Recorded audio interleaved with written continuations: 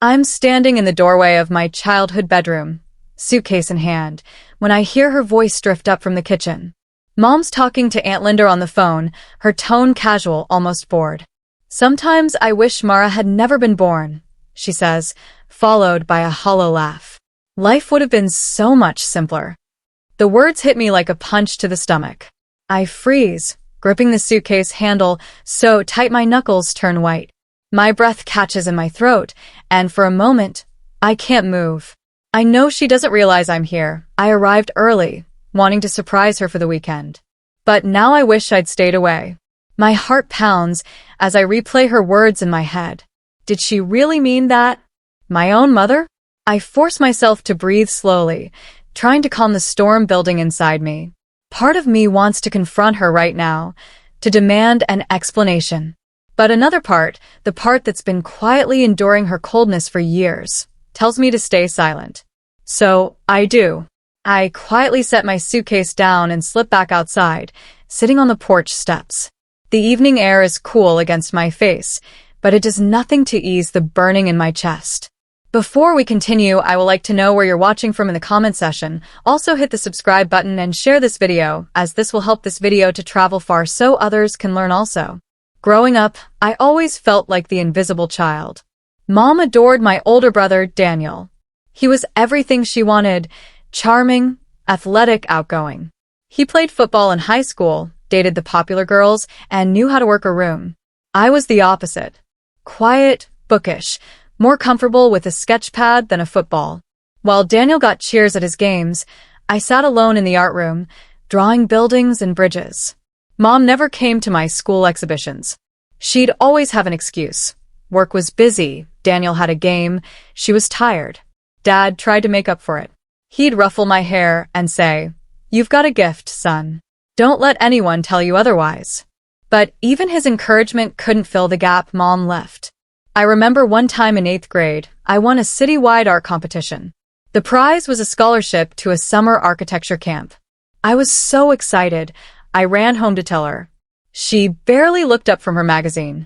"That's nice, Mara," she said flatly.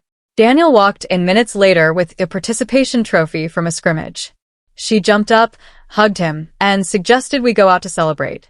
I stood there, holding my award, feeling invisible once again. Daniel and I were never close. It wasn't his fault, really. He was living his life, soaking up Mom's attention, unaware of how much I craved just a fraction of it. He was 6 years older, and by the time I was in middle school, he was already in college. We barely spoke. When he came home for holidays, Mom would fuss over him, cooking his favorite meals and hanging on his every word. I'd sit at the table, pushing food around my plate, wondering what it would take for her to look at me the way she looked at him. Dad noticed. He'd try to pull me into conversations, ask about my drawings, my plans. But even his efforts felt like pity. I didn't want to be pitied. I wanted to be seen. I wanted Mom to be proud of me, to brag about me to her friends the way she bragged about Daniel. But that never happened. So, I stopped trying.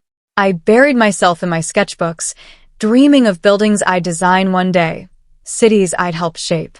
Architecture became my escape, my way of building something solid in a world that felt constantly shifting beneath my feet. High school was rough. While other kids were going to parties and football games, I spent my weekends sketching floor plans and studying famous architects. I applied to every architecture program I could find, determined to prove myself. When I got accepted to a top university with a partial scholarship, I thought maybe, just maybe, Mom would finally be proud. I showed her the acceptance letter at dinner. She glanced at it, nodded, and said, "That's good. Just make sure you can afford it." That was it. No hug, no celebration, no "I'm proud of you." Dad clapped me on the back and smiled, but even his pride couldn't mask the disappointment I felt. I wanted her approval so badly it hurt. I worked 2 part-time jobs to cover the rest of my tuition.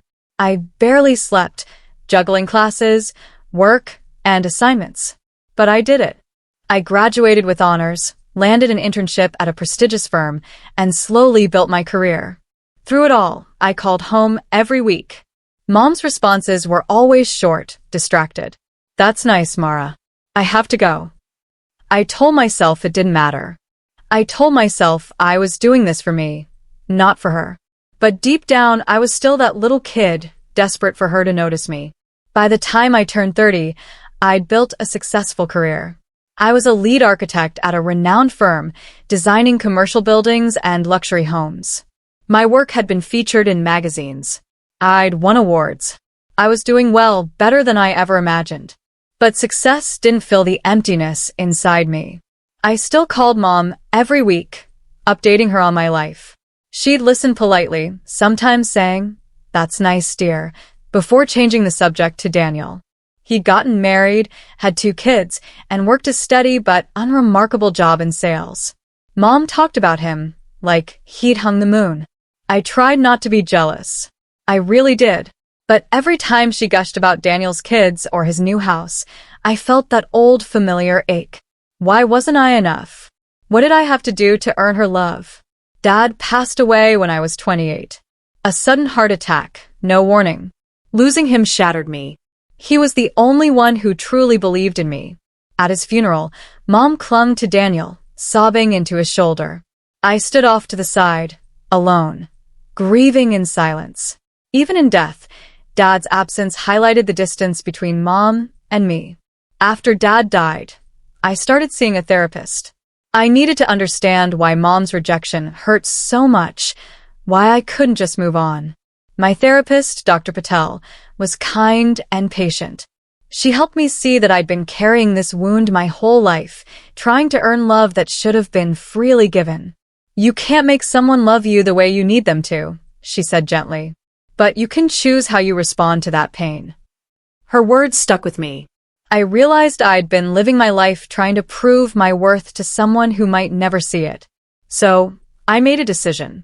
I'd stop chasing her approval. I'd focus on building a life I was proud of, regardless of whether she noticed. It wasn't easy. Some days, I still wanted to call her, to share my wins, to hear her say she was proud. But I resisted. I poured my energy into my work, into designing spaces that made people feel safe and valued. Slowly, I started to heal. But then came that weekend visit, and those words I overheard. I wish Mara had never been born, and every bit of progress I'd made crumbled. Sitting on the porch steps, I feel numb. The sun is setting, casting long shadows across the yard. I think about leaving, just getting in my car, and driving away. But something keeps me here. Maybe it's the need for answers, or maybe it's the stubborn hope that I misheard her. I hear the front door open behind me. Mom steps out, startled to see me. "Mara? When did you get here?" she asks, her voice tight. "A few minutes ago," I lie. I don't look at her. She sits down beside me, and the silence stretches between us like a chasm. "How was the drive?" she asks, her tone polite but distant. "Fine," I reply. More silence. I want to confront her, to ask if she really meant what she said. But the words stick in my throat. Instead, I stand up. "I'm going to unpack," I say, grabbing my suitcase and heading inside. She doesn't follow me. That night, I lie in my childhood bed, staring at the ceiling. The room hasn't changed much. Same posters, same desk, same sense of loneliness. I can't sleep. Her words play on a loop in my mind. I wonder if she's ever loved me at all. The next morning, I wake up early and go for a walk. The neighborhood is quiet, familiar. I pass the park where Daniel used to practice football, the library where I spent countless hours reading architecture books. Everything here reminds me of my childhood, of feeling unseen. When I get back to the house, Mom is in the kitchen making breakfast. She offers me coffee, and we sit at the table in awkward silence. "How's work?" she asks, not really looking at me. "Busy," I reply. "Good, good," she says, nodding. She talks about Daniel's kids, about a new recipe she tried, about her book club. I half listen, my mind elsewhere. I keep thinking about what Dr. Patel said, about choosing how I respond to pain. Maybe it's time to stop pretending everything's okay. Maybe it's time to be honest. "Mom," I say suddenly, interrupting her mid-sentence. She looks at me, surprised. "I need to ask you something." She sets down her coffee cup, waiting. My heart races. "Do you love me?" I ask quietly. Her face goes pale. She opens her mouth, but no words come out. The silence is deafening. She looks away, her hands trembling slightly. "Of course I do," she finally says, but her voice lacks conviction. "You're my son. But do you like me?" I press. "Do you even know me?" She stands up abruptly, her chair scraping against the floor. "I don't understand why you're asking me this," she says, her tone defensive. "I've always provided for you. I've always been here." "Physically, maybe," I say, standing too. "But you've never really seen me, Mom. You've never cared about what I do, what I love, who I am." Her eyes flash with anger. "That's not fair, Mara. You have no idea how hard it's been. Hard." I cut her off, my voice rising. "You think it's been hard for you? Do you know what it's like growing up feeling invisible? Watching you fawn over Daniel while I scraped for any scrap of your attention." She stares at me, shocked. I've never raised my voice at her before. "You're being dramatic," she says coldly. "I treated you both the same." "No, you didn't," I say firmly. "And you know it." She turns away, arms crossed. "I think you should leave, Mara." The words sting, but I'm not surprised. I grab my keys and walk out. I drive for hours, no destination in mind. My phone buzzes with texts from Mom, short, clip messages telling me I'm overreacting, that I've hurt her feelings. I don't respond. Instead, I call my therapist and schedule an emergency session. Dr. Patel listens as I recount the confrontation. "How do you feel?" she asks. "Angry," I admit, but also relieved. I finally said what I've been holding in for years. She nods. "That took courage, Mara. Now you need to decide. What comes next? Do you want a relationship with her, or do you need distance?" I don't have an answer yet. Over the next few weeks, I throw myself into work. I'm designing a community center for underserved kids, a project that feels deeply personal. I want to create a space where every child feels seen, valued, safe. It becomes my obsession. Late one night, as I'm reviewing blueprints, I get a call from Daniel. "Mom told me what happened," he says. "I think you owe her an apology." My jaw tightens. I'm not apologizing for telling the truth. She's our mother, Mara. Show some respect. I hang up. Clearly, he'll never understand. Months pass. I don't talk to Mom or Daniel.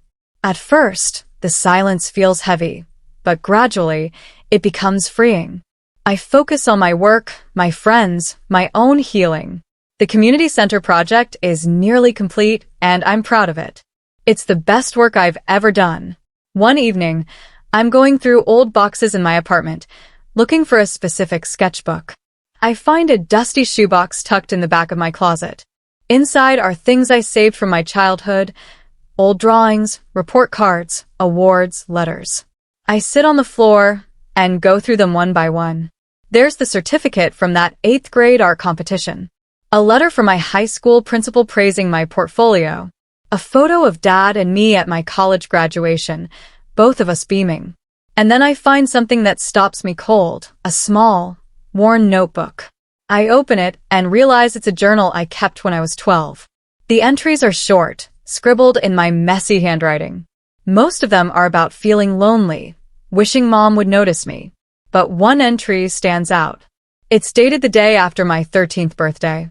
The entry reads, "Mom forgot my birthday again. Daniel called from college, and she talked to him for an hour. I sat in my room and cried. I drew a picture of a house where I'd feel happy. Maybe one day I'll build it for real. Maybe then she'll be proud of me."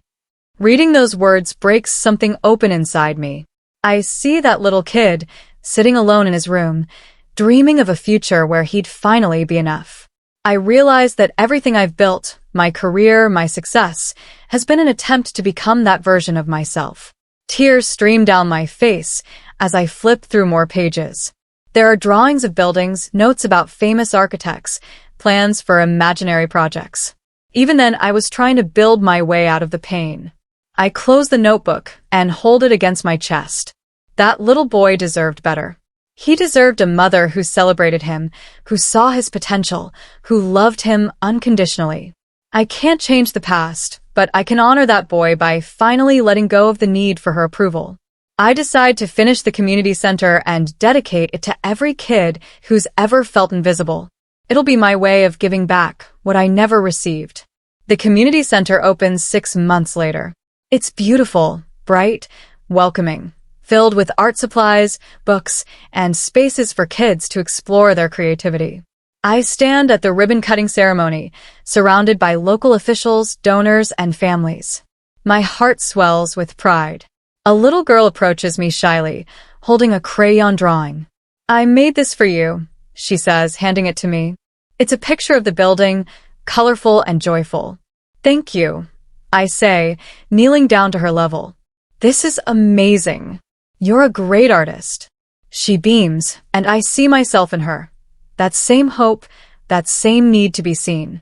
After the ceremony, I'm approached by a journalist who's been covering the project. "This is incredible work," she says. "What inspired you to do this?" I hesitate, then decide to be honest. "I grew up feeling invisible," I say. "I wanted to create a place where no kid ever has to feel that way." She scribbles notes, clearly moved. "Can I feature you in an article?" I agree, though I'm nervous about the attention. The article comes out a week later, and it goes viral. Suddenly, I'm getting interview requests, speaking invitations, messages from people who relate to my story. The attention is overwhelming, but also validating. People reach out to share their own experiences of feeling unseen, of overcoming rejection. I realize I'm not alone in this pain. One message stands out. It's from a woman named Clara who grew up in foster care. "Your story made me cry," she writes. "Thank you for reminding me that our worth isn't determined by the people who failed to love us." Her words hit me hard. I respond, thanking her for sharing. We exchange a few more messages, and I feel a connection forming. Meanwhile, my phone buzzes with a call from Daniel. I almost don't answer, but curiosity gets the better of me. "Mara," he says, his voice unsteady. "I saw the article." I wait, unsure where this is going. "I had no idea you felt that way growing up," he continues. "I'm sorry. I should have been a better brother." His apology surprises me. "It wasn't your fault," I say quietly. "You were just living your life." "Still," he insists. "I should have noticed. I should have stood up for you." We talk for over an hour, the longest conversation we've ever had. It's not a fix-all, but it's a start. A few days later, I get a call from an unknown number. I answer hesitantly. "Mara?" "It's Mom." Her voice is small, shaky. My chest tightens. "What do you want?" I ask, keeping my tone neutral. "I read the article," she says. There's a long pause. "Can we talk?" "In person." I close my eyes, debating. Part of me wants to say no, to protect myself from more hurt. But another part, maybe the part that's finally healing, wants closure. "Okay," I say. "But on my terms." We meet at the community center. She agrees. 2 days later, she shows up. I watch her walk through the building, taking in the bright murals, the kids laughing and playing. Her eyes are wide, and for the first time, I see something like awe on her face. We sit in my office, the door closed. She fidgets with her purse, unable to meet my eyes. "This place is beautiful," she says softly. "Thank you," I reply. Silence stretches between us. Finally, she speaks. "I'm sorry, Mara." Her voice cracks. "I read what you said in that article, and I realized I failed you." Tears stream down her face, and I feel my own eyes sting. "I don't know why I treated you the way I did," she continues, her voice breaking. "Maybe because you reminded me of myself. I was always the quiet one, the overlooked one.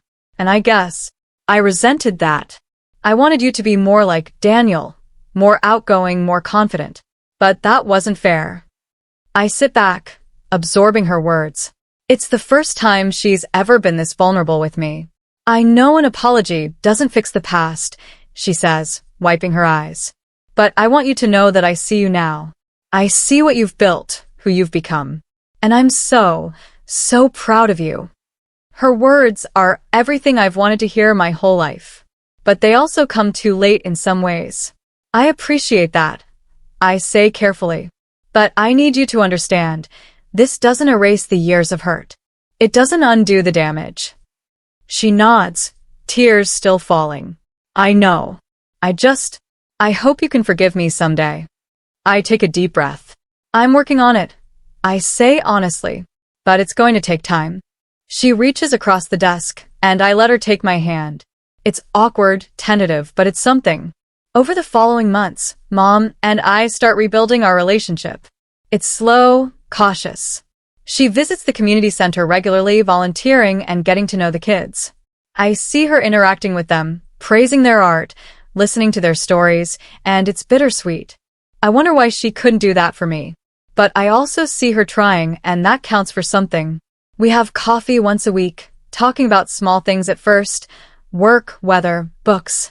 Gradually, the conversations deepen.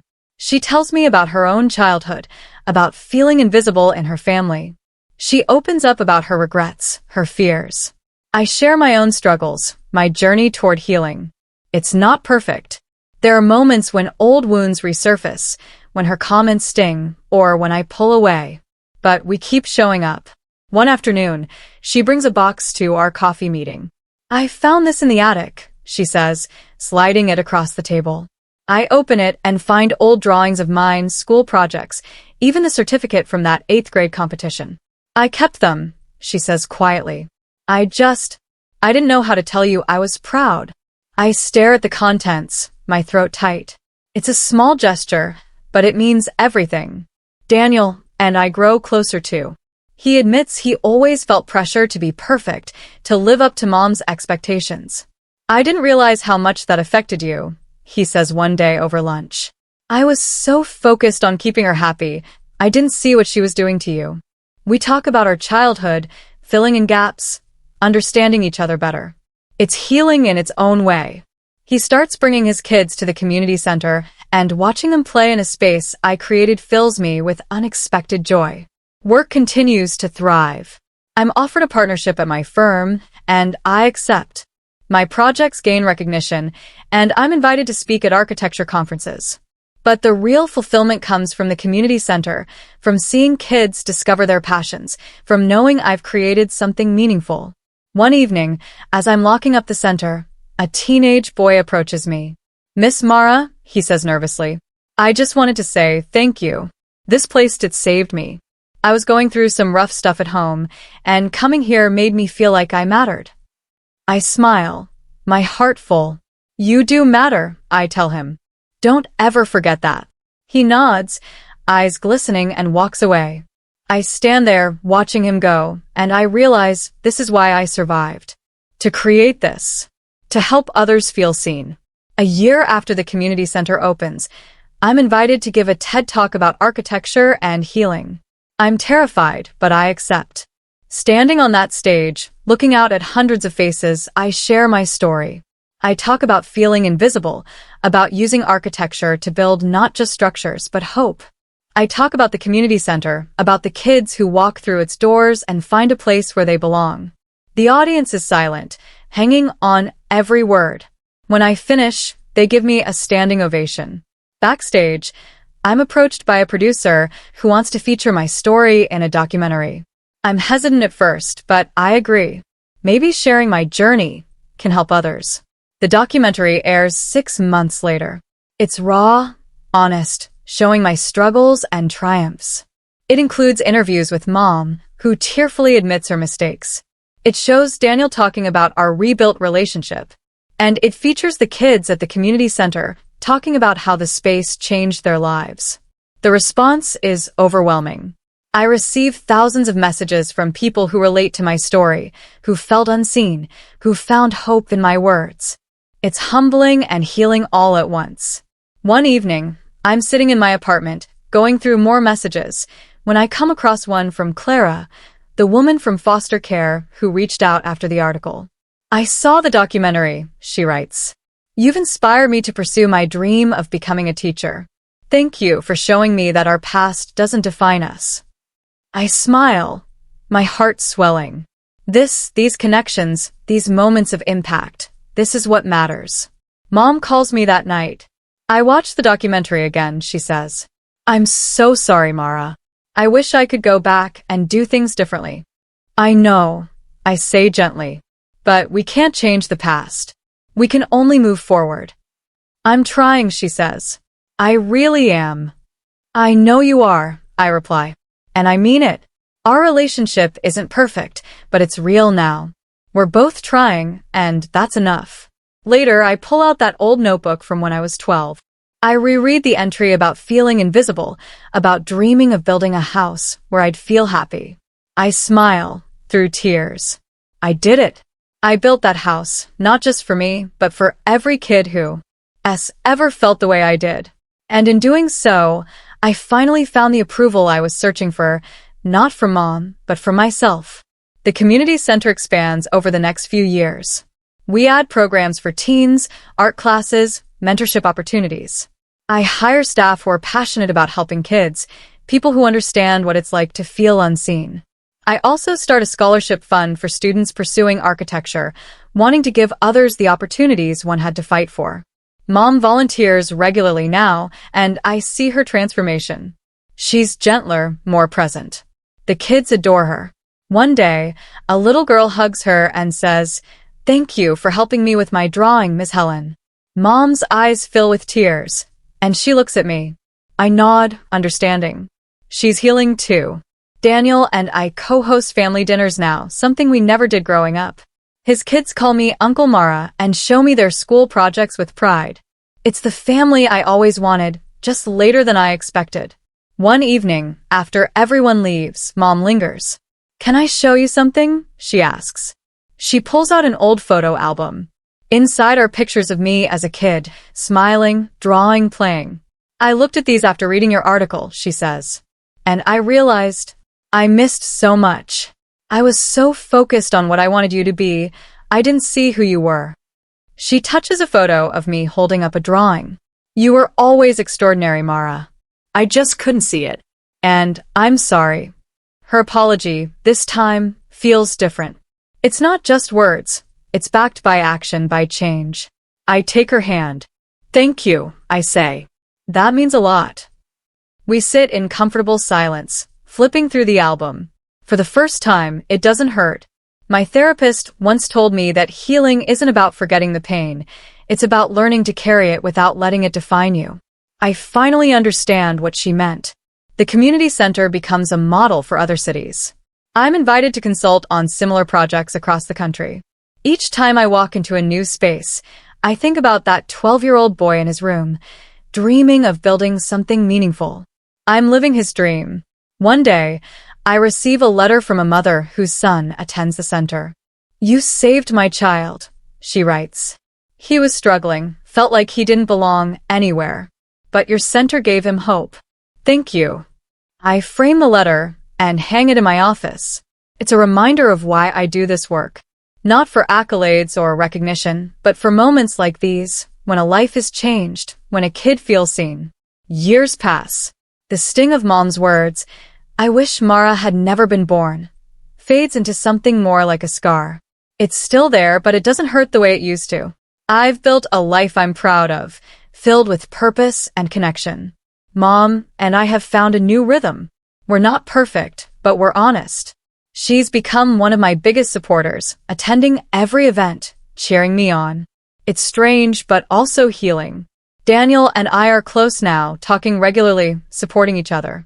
His kids look up to me, and I love being the uncle who encourages their creativity.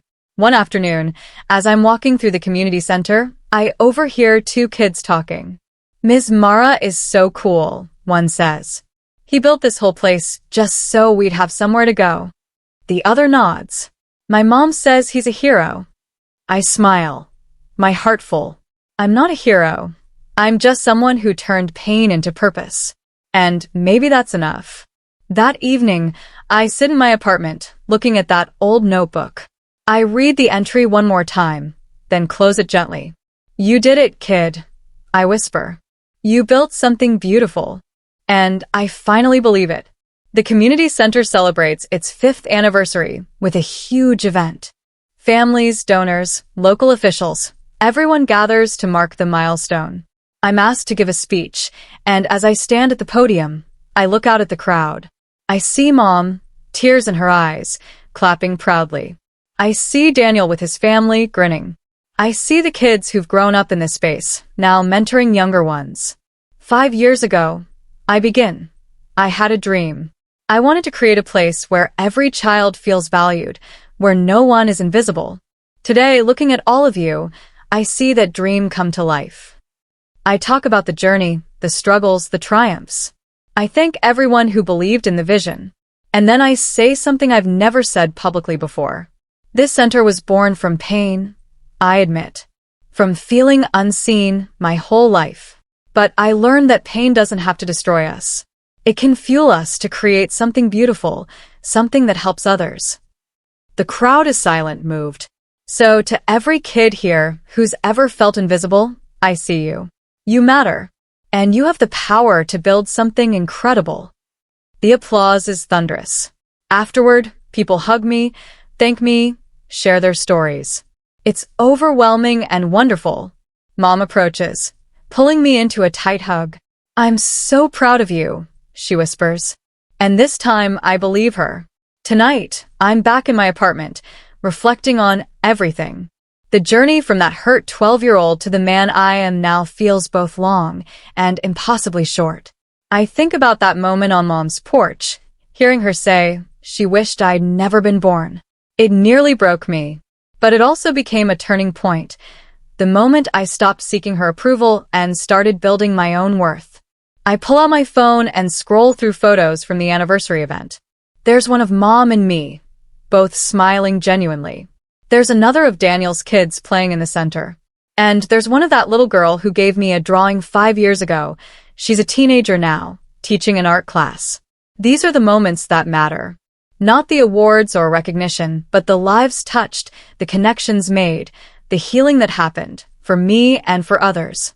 I close my eyes and think about that old notebook, about the dreams I wrote down in shaky handwriting. I didn't just build a house where I'd feel happy. I built a home for hundreds of kids who needed it. And in the process, I found myself. Mom's words don't haunt me anymore. They're just part of my story, the painful chapter that led to something beautiful. I'm finally free, and I've never been more grateful to be alive.